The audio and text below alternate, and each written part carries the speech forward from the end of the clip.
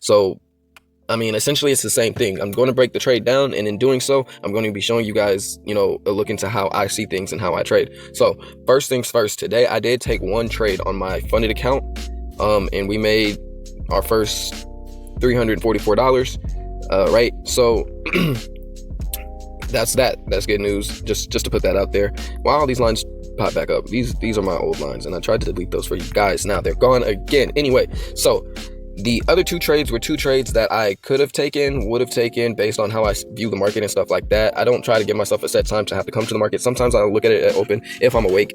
If I'm not awake, I don't press myself to try and get up at the exact market open, because a lot of times market volatility, setups might not necessarily hold super close to the open of the market, or even super close to the end.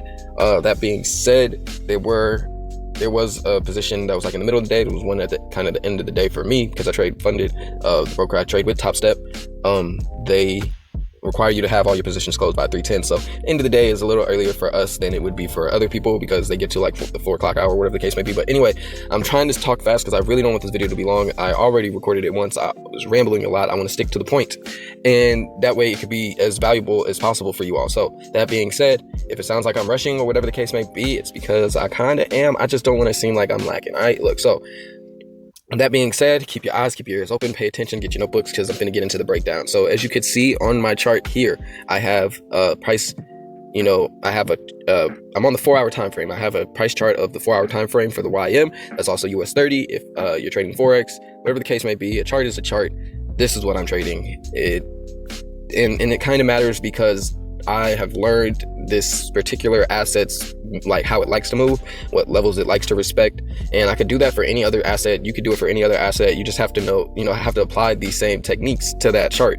The only thing is, it's just like, you may, like, if you're listening to me, you may, like I said, this is all I trade, so like the levels, the numbers, and all of that stuff, like, I'm very quick with it, and so that's why I trade this. I could, like I said, go ahead and do something else, but I'll be figuring out as I go along. Stuff like the key levels. That's really all I'm kind of talking about. And if you want to get more in depth on how I do key levels, I mean, that's why we're getting into the breakdown. See, that's why I got to do the breakdown, guys. So don't stay with me. Let's not get lost. Let's really get into the sauce here. So first things first, I like to always just mark kind of the key levels that I can see off of the 4-hour, right? So off of the 4-hour, and when I use to draw the key levels is the horizontal line tool.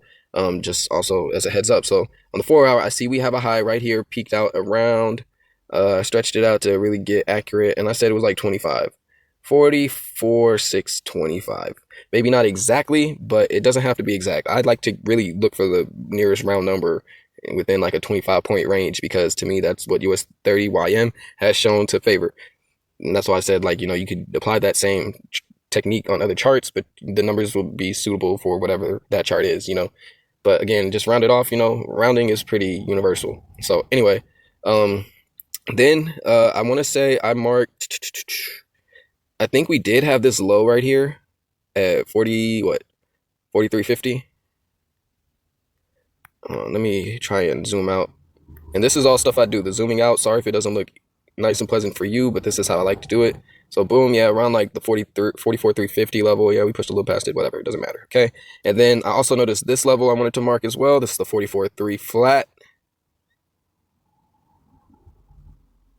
If I can get it, there we go, boom, 44.3 flat. And even below that, we had the 44.125. Boom, that's what, actually, yeah, I want to say we did even create this level here. I think I did mark this up at the beginning of the day, which is 44, what? 550, that is. I'm trying to get it right. All right, boom. You know what? Sometimes I can't get it precise, and we just have to type it in. It is what it is.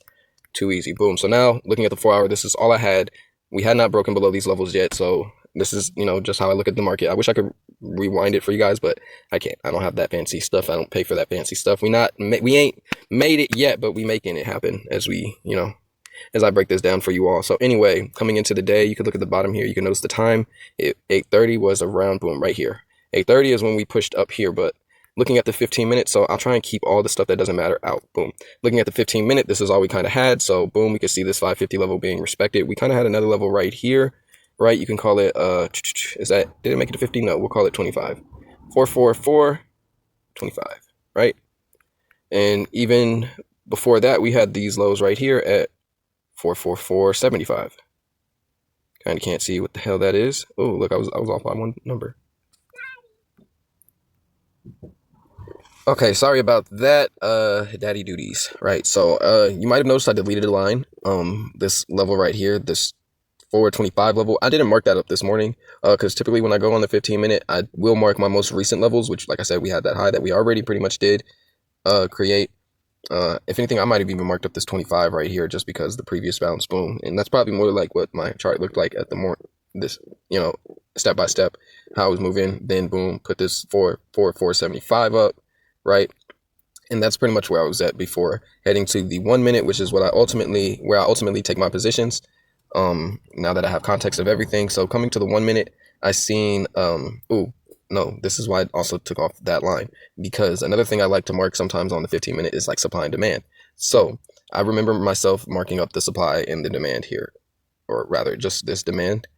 So we have demand here. I'll use a rectangle and just mark it from the high, low, boom.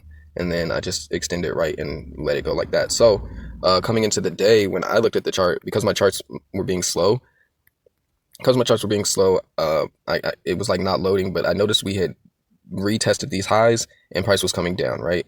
Price was coming down. I still didn't get in because I was just like, it's too early for me. And I just jumped on the chart and my phone is being slow. My connection was being slow. So it's like, I was uneasy. I had nerves about the day already. First day on the funded account. And finally, I did decide to take a position when price came, I want to say below the 500, because I like to mark the 500 because typically, I'll see. So this is what I was seeing, because we had the 1 minute demand, which I had missed. I had missed that setup, right? Cool. Get rid of that.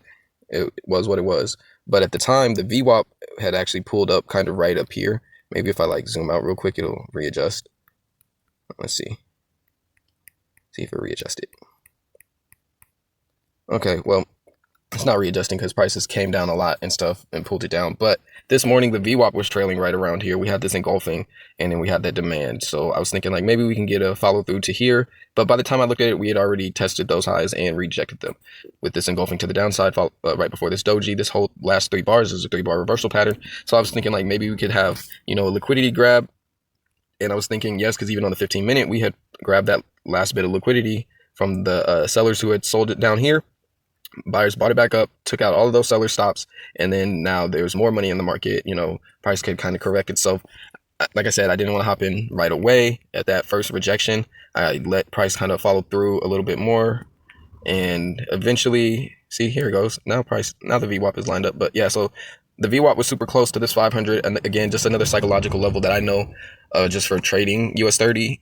The YM a lot, I typically don't even do the 25 points. I would typically do like every 100 points as a key level, but I just realized like sometimes it doesn't get all the way there and it will stop at like a 25 point level. So like now I will mark up every 25 points if I feel like I need to. Again, it has to be structure and previous price action that lined up with those levels for me to mark them up in the first place, like highs and lows and stuff across the time frames. But then once I get to this 1 minute and I'm finna enter and stuff like that, and I'm watching price move, I kind of might start adding certain things and adjustments as I see fit. And so, like I said, I seen the VWAP was close to the 500. So I just marked the 500 just in case to see what would happen. Because you want to have these levels marked up too, so you know where you're putting your stop loss, right? And so once I seen this next engulfing below the 500 off the VWAP, you know what I'm saying? I was thinking I could enter right there, put my stop loss right above there. I still was feeling iffy. Boom, we got another candle to the downside. And then we got this final candle that rejected actually this support. But for whatever reason, I felt confident enough to get in because we got that 3-bar move to the downside. And so that's what I did. I went ahead and I took my short position here. Even actually, I kind of waited a little bit and probably got in here because that next candle was still forming, because I was still forming my decision.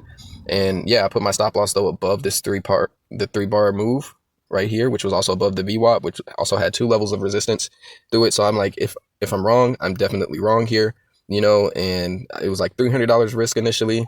And I knew price could come down to this demand level because I was looking at the 15-minute earlier, right? Thinking like, okay, price could come to, we got demand here. We could come in reverse here. And so I also marked up the key level near demand, which just so happened to be the 4,400. Now going back to the 1 minute, honestly, this video is already getting way too long for me and for my liking and how I know our attention spans are. We don't want to be on the screen all day seeing what's up. So yeah, this probably be the only trade I'll break down. I could show you guys some other setups that I've seen, but honestly, I just don't have it's getting late here. The sun is setting, and my daughter is also waiting for me. So that being said, this is probably going to be just a one breakdown video. If you want to see the other two trades that potentially could have taken today, and I actually did take one on my practice account here, which made us about like $500. Could have been an $800 day if I took it on my real account, but I'm not ever going to complain about making money. I made 300 and it is what it is. You know what I'm saying? Never going to complain about making money. It might seem like I'm complaining, oh, I could have made this much, but it is what it is. This is a joke, because I didn't really felt that way before and lost even more. So let's not go back to that. But anyway, so because I was feeling a little reluctant today just to trade in the first place, because it was the first day trading this funded account, I was a little nervous, and I actually got out of this trade early. Like this first push right here, I got out right here, and I want to say I had a level marked right here. I cannot remember why. Maybe if I go to the 15 minute, I could see something.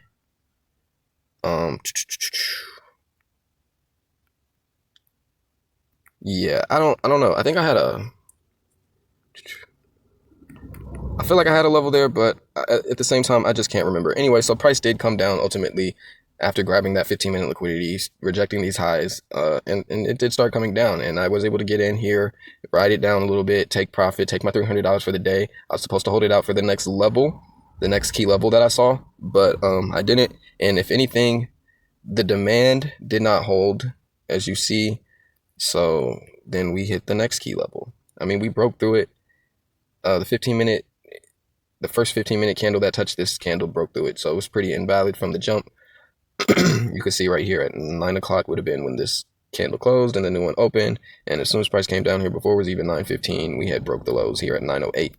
So, you know, just to kind of multiple time frame analysis, but you don't even have to switch to the other time frame, because you already know a 15-minute is going to open on the hour, and it's going to take 15 minutes, right? So, like, because typically I like to wait till the 15-minute. Like, if I were to take that bounce play off of that level, price would have had to never had broken below the demand, and then it would have also had to close above it for me, or like getting close to the close. It would have had to have some type of rejection back to the upside for me to have thought to take that demand. But since price did break it and that didn't happen, I would have just looked at it to wait through the consolidation, see which way it wants to go, and maybe just go from there.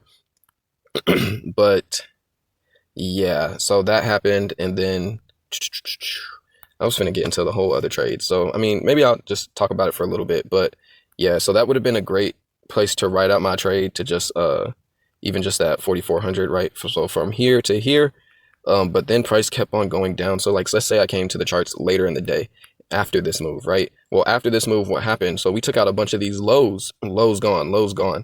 This 4,300 that we have marked up from the higher time frame, we even took, we even broke through that level. And the only other levels I had marked up from the 4 hour were all the way down here, right? So we could have probably seen this breakout trade to the downside, because we didn't really have anything but a gap here, and took that. Or when price pulls back, see, because what happened, we took out these lows, and then we had a little pullback before taking out, you know, that next zone to zone move. Then when price pulls back, it pulled back to this level we created of demand, or supply rather, because it's in a downtrend. Oops, that is not how you mark that. This would be the supply zone. It'll be this last little pullback and to the highest point it reached. And we'll extend it right, as I always do. Come on, be fast. Boom. So there was this setup too. You could have just let price break here, and here, let's go to the 1 minute and see this. So this would have been far after, you know, our trade, long after our trade. Because see, our trade was right here. This was our trade. And look how many more opportunities there are throughout the day, right? Because once price broke this level here, you could have even just traded from this level, because we broke the demand. Boom, price pulls back, 1 2 3, enter for a sale to the next level, and you would have got it. Set your stop loss above, you know, your most recent resistance, and target the next level. Or you could have just let price bleed out all day before creating that supply level, and then when it pulls back, we can see here that price ended up, here was at 1 o'clock, 15-minute touched it, boom, at 1:15, we closed outside of the zone, clear rejection. You could have even looked at the 15-minute for confirmation. We got a doji right here. That's all that price action. And then, like I said, that's typically what I look for a supply setup. And so I would have probably entered, waiting for the 15-minute to close, waiting for that break of structure we had right here. I could call it 50, but 50 is a little too high for me. So I would have called it 25, even though it doesn't technically, the low doesn't technically get there. I would have marked that level up just because it took a long time. 15-minute got kind of far away. I mean, you could have entered here, right? Typically, you could just enter right there at the end of that 15-minute candle. Boom. Stop loss still below here. And then target for the supply setup would be the lowest point or the highest point that price, you know, went. So we would have went to target this, or the nearest key level would just so happen to be that 50 level, right? So we could see 50 is right here. We could have targeted that and let this one ride out, and that would have took a while, but it did ultimately play out. Another way you could have set your stop on here is because you had to wait for the 15-minute to close, because it was so far away from the level. Once that happened, you could have looked at for more levels, right? And that's what I meant. We had these lows here, this little bit of structure here that we broke to the downside to, on the 1 minute, kind of confirm this move. So like I said, I would have called it 25, 44.25, and then you could have just waited for price to give you an entry signal off 44.25, which would have been right here, and you would have put your stop loss above these highs right here. You would have got a little worse of an entry, but you know, so you could have like a tighter stop loss on this position. You know, you could have gotten it right here, and like I said, stop loss right above the highs, right above these last little highs, these rejections, and then you would have took the TP the same, 2 to 5 risk to reward ratio compared to a 1 to 2. So honestly, it's a little better to be a little patient once you get that 15-minute confirmation to wait on a little 1 minute pullback, or confirmation as well there. And you could see that this key level 2 actually did line up. So even though this one didn't technically line up, because see, what I actually ended up doing was marking them both. I marked the 50 too, so it was what, right here. Boom. That's the 50. God damn it. Oh my God, just stay on 50, bro. Stay on 50. All right, yeah. So, and then you could even put your stop loss right above there just slightly, because price was pretty close each time it tried. Either way it goes, you wouldn't want to put your stop loss too far. So that's why, trying to find another mid-level or something like that could be good for you to just go ahead and, keep that risk tight while still putting yourself, opening yourself for opportunity. And by the way, I would have also marked this level. So if I came to the day later, right, I would have definitely marked this low here as what we're looking at. Look like 50 exact, right? That's what we just said too. So yeah, I would have marked that level. Because it's so close, I would have marked 75 too. I'm not even gonna cap. And I might even just took profit at 75. You just always want to play it smart, play it safe. You have these key levels, price gets to these key levels and turns around. We see, like, even before I mark these up, this push from earlier that we did get a little bit of a bite off of, when it came back, it came off of this key level and then came back with a big pullback. So like, if you put your stop loss below these key levels or stuff like that, or behind these key levels, there's reason to believe that if they hold, then you could see moves that support them and stuff like that, which is why if you see moves that go against them, then that's probably the best signal to go ahead and get out. And that's why it's proper to put your stop loss there. At least that's the logic as I see it. We all got to manage our risk. We're here to make money, not lose money. And hopefully this video wasn't too long. 24 minutes feels very long, and I know, like, I was trying to make it super fast, but hopefully it's been super insightful. Hopefully things are making sense. Hopefully you can kind of piece together and follow me. I know I wasn't always the most straightforward with how I was explaining things, and I feel like maybe went on a couple of tangents even. If there's ways that you think I can improve, let me know. If you got questions, comments, concerns, whatever the case may be, it's a comment section for a reason. If you like the video, do like it. If you enjoy the content, subscribe. Hit me up if you got questions for real, because that's why I do this. It's like a passion project of mine. I mean, also, I guess you could say for money. People say that. I don't know. Bro, if you make money off of something, just like teaching people something you love, that's cool too. More kudos to you. And if you take that money and you go trade it and you go make more money off of the skill that you're teaching people how to do, boom, that's cool too. You know what I'm saying? If you don't make no money doing content or whatever, excuse me, case may be. Look, see, sorry. I don't even try to sugarcoat nothing, guys. All I'm saying is I even got a Discord if y'all really want to pay me. If y'all want to pay me, go to my Discord. Don't just come watch the YouTube.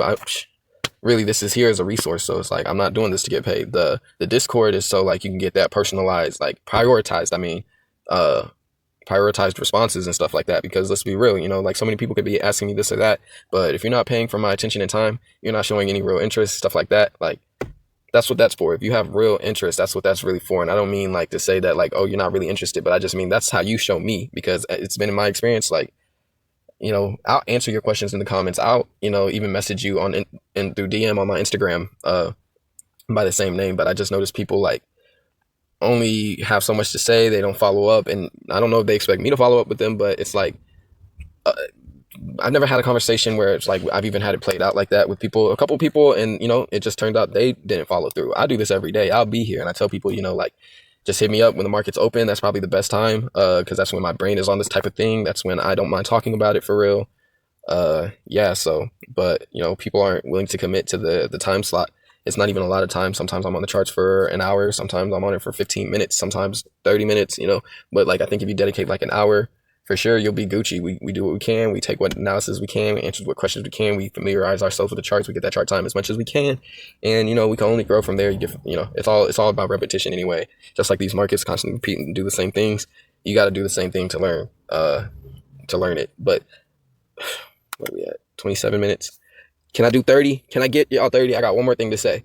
One more thing. That's all I got to say. Peace.